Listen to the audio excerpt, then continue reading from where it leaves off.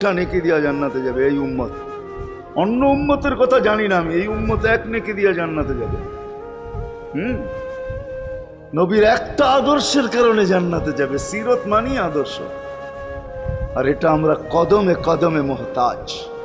কেননা এই ছোট জীবনটা যদি গ্রহণযোগ্যতা পর্যন্ত পৌঁছাইতে হয় আল্লাহর কাছে, চাই নারী হই, চাই যুবক হই, চাই বৃদ্ধ হই, যেই মানুষই হই না কেন, যেখানেরই হই না কেন, যেই বাসারই হই না কেন, যেই বর্ণেরই হই না কেন, যেই পেশারই হই না কেন, যেই সোসাইটিরই হই না কেন, এই জীবনটাকে যদি গ্রহণযোগ্যতা পর্যন্ত পৌঁছাইতে হয় কার কাছে? দুনিয়া আলাদের কাছে না, মালিকের কাছে, যিনি এক ফোঁটা পানির থেকে অস্তিত্ব দিছেন, যার কাছে আবার আমাদেরকে ফিরা যেতে হবে। পালানের কোনো সুযোগ নাই। এই জন্যই কোরআন আমাদেরকে বোঝায় আইনাল মাফার। আল্লাহ বলতেছে কোথায় ভাগবে তুমি, বলো কোথায় ভাগবে।